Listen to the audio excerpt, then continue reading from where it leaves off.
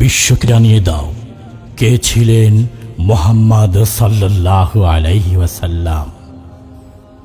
মুহাম্মদ তো তিনি, যিনি 1400 বছর পূর্বে মানবাধিকারহীন পৃথিবীতে সাম্যের ডাক দিয়ে প্রতিষ্ঠা করেছিলেন মানবাধিকার, যিনি ভালোবাসা আর সৌহার্দ্যের মাধ্যমে প্রতিষ্ঠা করেছিলেন স্বজন পরিজন আর প্রতিবেশীর অধিকার।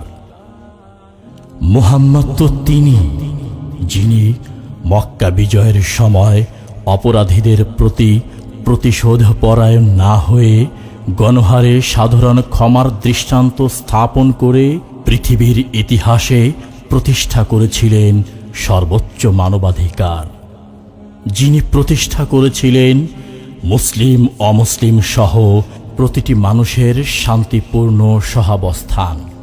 তিনিই তো মুহাম্মদ, যিনি পিতামাতার প্রতি সন্তান আর সন্তানের প্রতি পিতামাতার দায়িত্ব আর অধিকার প্রতিষ্ঠার মাধ্যমে উপহার দিয়েছেন পৃথিবীর ইতিহাসে শ্রেষ্ঠতম পারিবারিক কাঠামো, যিনি কন্যা সন্তানকে জীবন্ত কবর দেওয়ার মতো বর্বরতা বন্ধ করে প্রতিষ্ঠা করেছিলেন সর্বোত্তম নারী অধিকার, নারীকে অধিষ্ঠিত করেছিলেন মায়ের মর্যাদায়।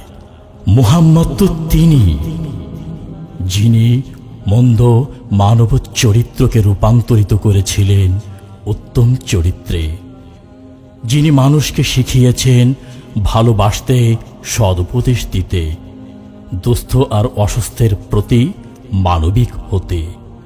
মুহাম্মদ তো তিনি, যিনি মানুষকে সৎ কাজের আদেশ দিয়ে সকল অসৎ আর মন্দকে বর্জনের নির্দেশ দিয়েছিলেন, যিনি আহ্বান করেছিলেন গায়রুল্লাহর উপাসনা পরিত্যাগ করে এক আল্লাহর ইবাদতের প্রতি।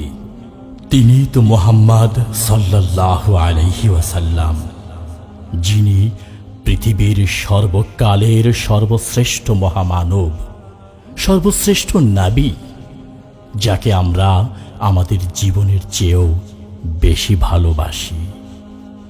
আল্লাহ তাআলা বলেন, ইন্না কাফাইনাকাল মুস্তাহজিইন, অর্থাৎ বিদ্রূপকারীদের জন্যে আমি আপনার পক্ষ থেকে যথেষ্ট।